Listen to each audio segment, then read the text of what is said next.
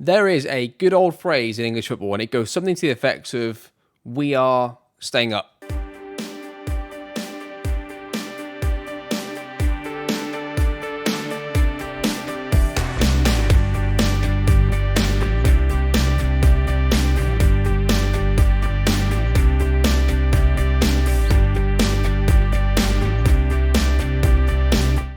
Hello everybody, welcome back to our Burton Albion England DNA series. Yes, we have been incredible off of camera. We've done really, really well. We're going to definitely stay up. I think it's almost a certainty now, really. We're just doing so well. We're going to definitely stay up, I think. A lot of wins and losses, not many draws, which is, I think, probably slightly more concerning going into next season. Maybe we don't quite win as many, and we still lose a similar amount. So, you never know. Maybe not, I don't know. But like if we would have lost, let's just say, 14 games...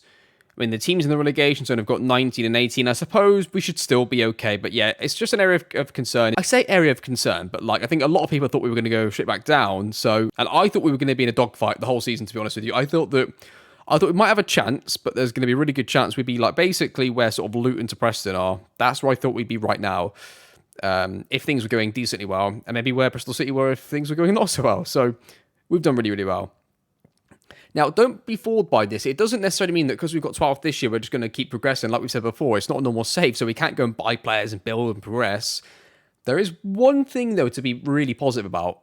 No, your eyes are not deceiving you. John King, our youngster from the youth team, has scored a massive 7 goals in 10 starts. He has been fantastic at left striker. Could the other strikers do better than him? Probably. Winnell's already got 10, but he's played a lot recently. I mean, he's a bit young to be throwing into the team, but... he can play well at this level, just about. He's scoring goals and he's improving. So at the moment, I don't see the point in letting him not play. For those of you that followed my Boston series, my Boston Moneyball series on Twitch before, you'll know that we had a player called Marcus Dackers, who was a 6'7" striker, who looked really similar to this. And he had so much success in FM22 from the conference, actually, from the National League all the way through to the Premier League. Not so much in the Premier League, but the Championship, he still managed to score quite a few in as well. And I bet by the time John King gets to like 20 years old, I don't think he's going to be too far off of that, and maybe even above. So yeah, I'm pretty sure that he's worth sticking with and just playing in the first team. So you look at that and you think that's a League 2 or National League striker, maybe National League South at, maybe at best in terms of his attributes, but he's doing his job. He's playing as part of the team. The coaches are improving their opinions of him. He's getting there, bless him. John King has been a fantastic player for us so far. And I thought that he would do well, and he has so far. And he's given me more confidence to play more youngsters. So I think that maybe in the second game of this episode, or maybe towards the end, we might play a few more of the youngsters from our first intake and see how they get on. Especially when the second intake comes in, that's sort of like towards the end of the season, when if things stay as they are, by the time the second intake comes through, we should be mathematically up. Like, we should be mathematically up by that point. So that's when we would definitely play some youngsters, just to see how they get on, really. I don't want to ruin their development by playing them in too many matches too early, but I don't think for John King we've really done that. I think he's competing really well, but we'll see. That's what it's going to be about, right? We're going to have a lot of youngsters who aren't quite ready to be good enough to play in the first team, but can we create a role for them in a tactic, any tactic, where they can at least survive? Can they survive? Then can they hold their head above water? Then can they thrive and push on and then become key players in the first team? Right? That's sort of the trajectory that we've got. And John King's definitely gone from like surviving to now clearly having his head above water. Having 7 goals in 10 games is really, really good. 14 sub appearances as well that he might have scored 1 or 2 in, but generally he's done okay. The average rating isn't amazing, but he's playing in a team that should be down. So yeah, there is that. Right, we'll do the player development stuff at the end of the episode because we're going to do 2 matches first. We're going to play Millwall and Cardiff back to back. Now, basically, if you do 5 recovery sessions in a row out of 6 sessions between the 2 games, you can get your team fresh between the 2 games. It just seems a bit too much. So I'm not totally sure what to do still yet, but 5 recovery sessions does do it. I just wanted to test it and see what would do it. And I think it was between... Where was it? No, it wasn't this 2. Oh, by the way, we did get to the FA Cup 4th round and we lost. I nearly started an episode because we went 1-0 up, then 2-1 up in that game. And I thought maybe I should bring everybody back for the FA Cup game, but no, we got the red cards. They scored. It went the way that it was supposed to, I suppose. But we took the money. We did well. Yeah, so I know some people in the comments have mentioned that, like, just accept the fact they're going to be tired and rotate. The problem with that is that, like, we're going to end up in situations where we don't have 16 players good enough for the level that we're at. So let's say it's in 10 years' time, and we're hopefully going for top 4 or the title, League title in the Premier League. We're going to probably have 9 players that are good enough to do that. And yeah, that's going to really hold us back, I think, a little bit if we have to resort to doing that all the time. So I don't know. It's going to be an interesting one. So in my head, what I'm thinking is we play Millwall today, right? We then have a double recovery session in a row, so 2 recovery sessions back to back, and then a rest, and then a double recovery session again, and then whatever the last one is, match preview in this case. That's what I think we'll do in this one. So the realism of it's a real life would be in the first recovery session, that might actually be like a bit of a tactical debrief, that kind of stuff. Then a recovery session, then a rest, then a double recovery session. In the game, it's going to be classed as a recovery session, but in real life, I'd expect us to do things for the upcoming game, but maybe in like a slightly lighter fashion. You could be more creative with it in real life. In the game, though, we've got really a choice of either putting a proper session in and getting hammered physically for it, or doing a recovery which gets us physically fit, and doesn't do as much in preparation for the game. But yeah, I feel like that we lose either way with it. But I mean, what it goes back to is the whole point of the save is player development, right? So I don't want to keep doing that. So maybe I do accept the fact that every 3 days we're going to be a bit tired and we have to rotate. Maybe that's right. Maybe that's the way we do go. Let me try double recovery session. So let's actually put in double recovery here, because I feel like one session is just not enough. It's not enough. But if we could then take, let's say, which one's the most important one there? Probably we'll take defending engage, put that there. That can become recovery. So all I've done there is taken one of those sessions out and moved it back. It's got double recovery session. Let's see if that does it for the 2 games. Because, I mean, still traditionally, like going back to last year, what I would have done in this situation is rested for 2 full days. So we would have had 2 sessions less. That's still 2 sessions more than we would have got last season, right? So let's see how that goes. Again, just for the 3 days between the 2 games, not for the 4. For the 4, I put in basically 1 recovery session, and that's pretty much it, and it seems to work out okay. But yeah, going into today's game then, it's going to be, and you'll notice that John King goes straight into our first team now. He's in. He's the first choice striker.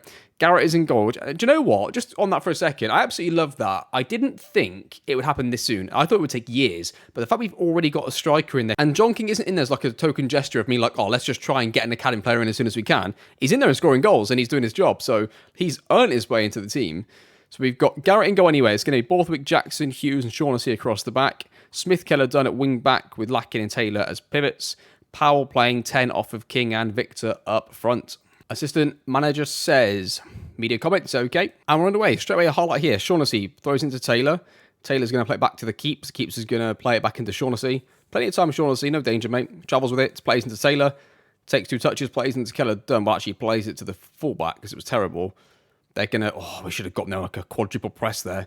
Lakin gets it placed into John King. There he is. He's in behind and he's going to score. He's going to score on camera. John King does it.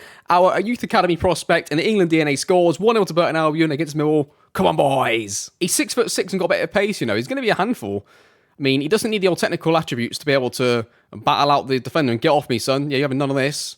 Left foot strike. He has got reasonable for his weaker foot, so that's good. Corner here for Burton is whipped into the far post. Surely heads it towards goal. It's 2-0. I don't think many people watching the series thought that it would be this comfortable in the first season in the Championship, but we've done really well. Fair play to the boys, 2-0. Okay, we'll say things are going well to the lads. Highlight here, John King has it on the left-hand side. He's going to cut it back to Smith. Smith's got it, you know, plays it across to Victor, headed away. He's headed towards the centre-back. They're going to clear it away at Millwall. They're playing around with it. They go long. We're going to win that, aren't we? It's Hughesy, good lads. Taylor, Powell. He's got options. Victor's in there. Hasn't scored in a long time, and he still hasn't. Going to take off Lakin and throw on, I think, Callum Butcher. And then maybe Victor can go off and Lewis Morton. No, okay, Winnell then could go on up front there. They haven't sat there through with Burry. Goes to 1v1. Is he going to score? He does not. And we clear it away. Shaughnessy with this set piece here. Plays into Taylor. Taylor to Butcher. Butcher whacks it into Keller. Done. He's got options. King's at the back post if he wants him.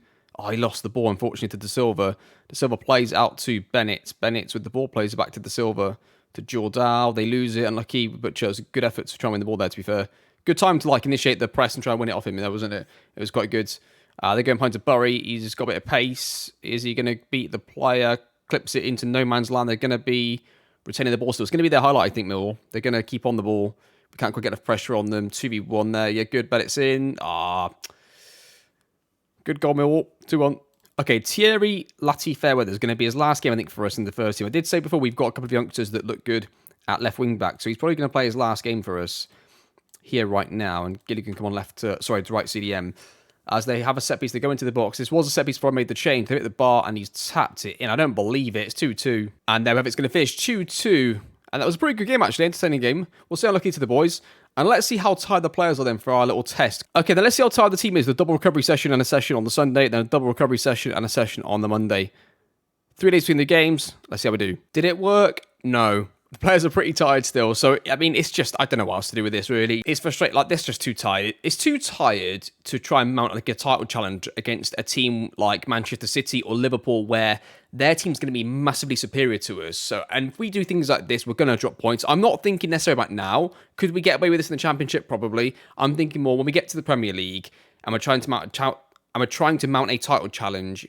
That's going to cost us points in a close title race. And I just think we need to think about that, because that's where the end game is, right? I'm already thinking that far ahead. The other alternative is making a less intense tactic. That is the other thing we can do. Anyway, let's try and pick a team out of this mess of a bunch of tired players. Garrett in goal, Butcher, Hughes, Borthwick Jackson across the back with Smith and Camwa as wing backs, Lack Taylor in pivots, Lack and Taylor playing in pivots roles, and then Malt playing off of King and Victor up front. Assistant manager says, recent praise justified. Okay.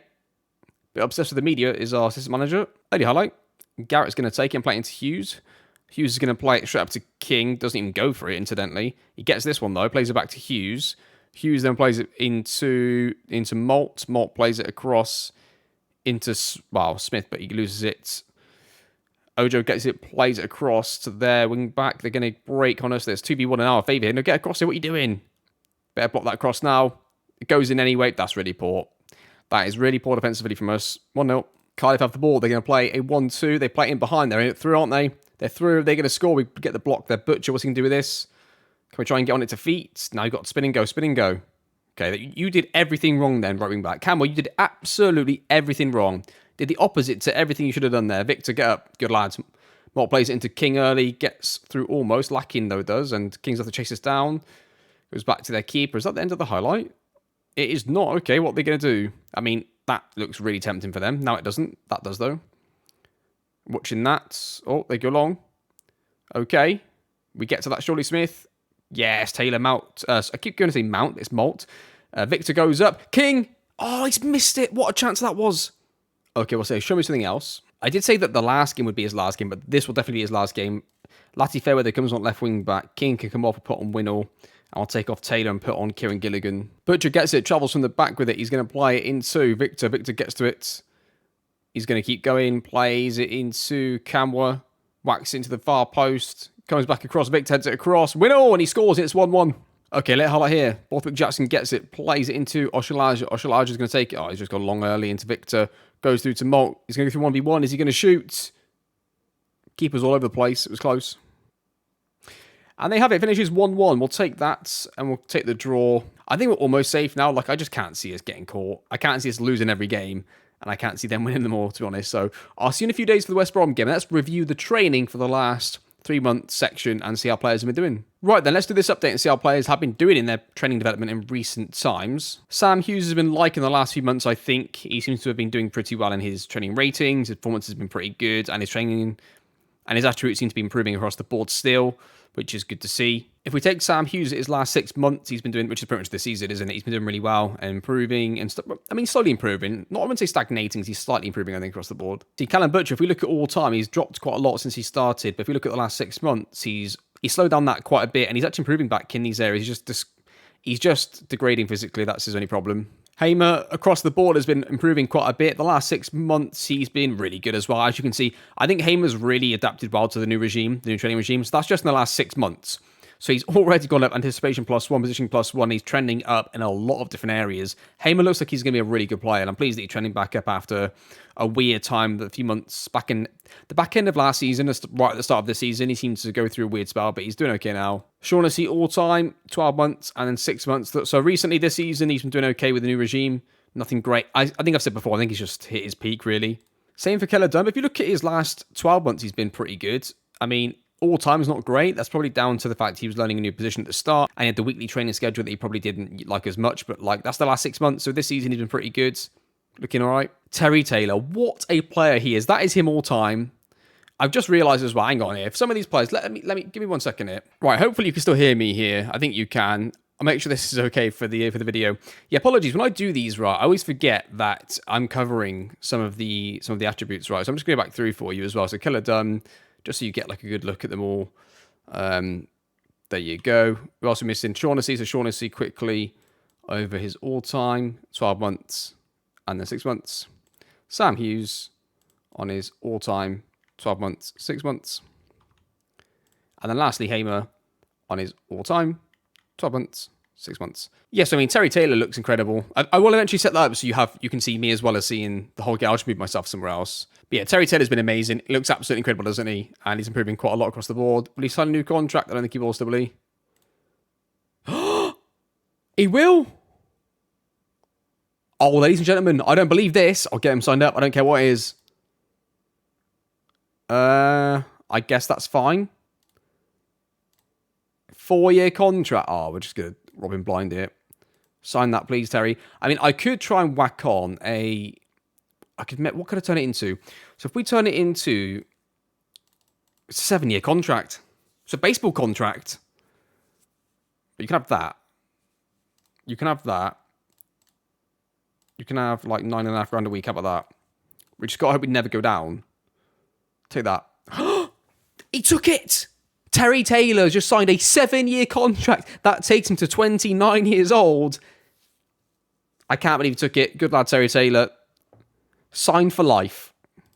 Oh, what a decision. Good lads. Just so you know, the reason why our finances aren't ever really brilliant is because I've had to do things like that quite a lot. I've had to quite consistently offer players contracts to make sure they're not getting easily taken by the clubs. And sometimes maybe just like squad players that I know are happy right now. So often the contract while they're happy, so I can lock them in for a 5-7 year contract before I know they're going to get unhappy. So that's why the players are getting paid pretty well and quite high, I suppose, for a club that's got the amount of income that we've got. So that's why our bank balance isn't amazing. Obviously not saying any players, but that's what we're doing. We're using our budget to spend on wages, signing on fees and all that kind of stuff on players that we have got. And yeah, and fine, and facilities as well. Whenever I get a chance, I always ask for something, but we'll have to wait now because the bank balance isn't going to be amazing after Terry Taylor signs that new contract. But that's really good news for us. That's our best player. I mean, Victor's got a lot of interest, but what's he got? He's only got 2 years. Yeah, that's not enough, is it? Right, Victor, you need 12. Okay, you want 12 grand a week. Let's give you that. Let's get rid of the transfer budget. We don't need that. That doesn't make a difference. You can have that as well. I mean, nobody's going to sign him for 7, are they? Right, he's not going to accept this, but we'll try it anyway. No, I thought he'd get upset. I've done it. I've got Victor to a 6-year contract. Just the 6-year contract for Victor, not quite the 7 that Terry Taylor got. But he's got a 6-year contract. Now, the only slight risk, he's got a relegation release clause of 2.5 million, which I think could get activated if we went down. But we're not going to go down, are we? Hopefully. Yeah, he's been given a pretty big contract. And you know what? Good. We need it. So Victor's now in. That's our 2 best players. Both have now got contracts for a long time. And let's have a look at expiries here. So we were looking at player progression. Sorry, apologies, viewers, for going a bit off track. But I needed to get those players signed. Like, those are the 2 essentials, I would say, along with probably Joe Powell. But Joe Powell's already got a 7-year contract. I think, can I activate it yet? I think in his last 2 years, I can activate his, and he's got another long-term contract. I probably offered John King one as well. That's a 5-year contract, effectively. Yeah, he's accepted it. Good lad. I think everybody else is good enough for now. Right, let's get back to the player progression. Where were we at anyway? We were at Terry Taylor. So Charlie Lackin's next. So Charlie Lackin, looking pretty good across the board. That's all time. 12 months ago, and then 6 months. You can see there, like, he's not quite improving as much, but, you know, how old is Charlie again? I mean, he's 24. He should be improving a little bit. Maybe he's just hit too much of a ceiling, but we'll see. Johnny Smith, that's all-time terrible. We've then got Johnny Smith there at 12 months, then 6 months. He's at least trending back in the right direction, right? That's the positive with Johnny Smith. Now, Joe Powell's going to be amazing. Ready for this? That's all-time. That's 12 months. That's 6 months. He is phenomenal. What a player Joe Powell is. Worth loads of money. Best player in the team. Legend. Victor, all-time. 12 months. 6 months.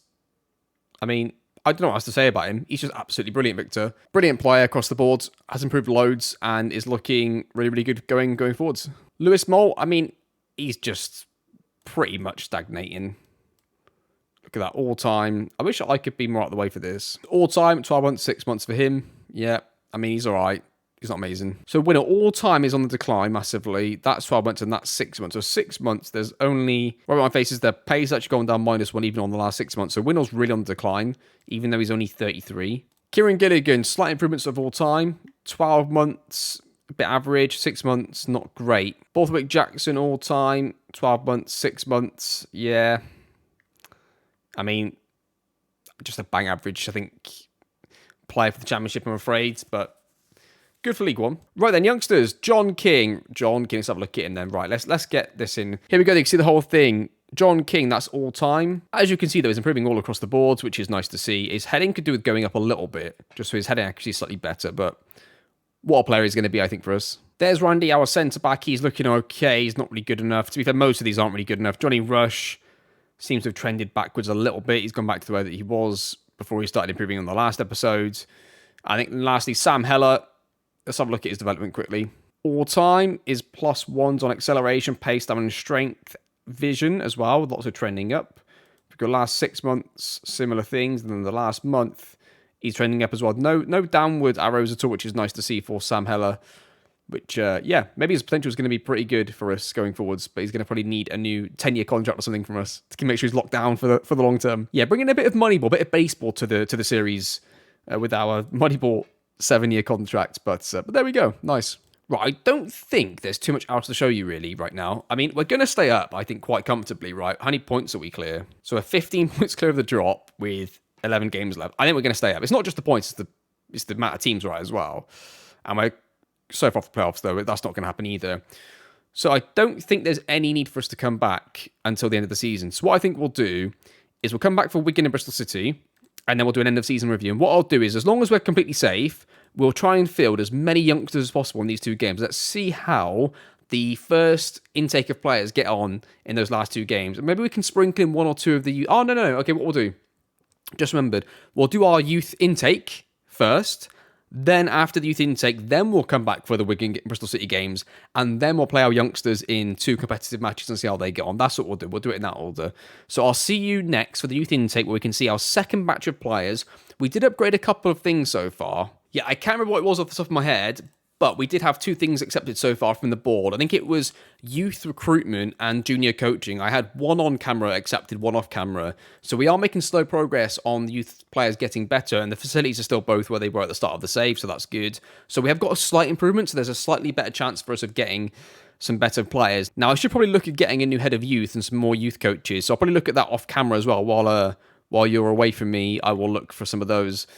But yeah, I think that's going to do it. I think that's going to do our episode. It's been a nice little episode. I've enjoyed it. I've enjoyed going through our players and seeing the development of them all and trying to figure out this conundrum with the schedule. But that's going to do it for me. Thank you to all of you for watching. I appreciate you all watching the series, and I'll see you all next time.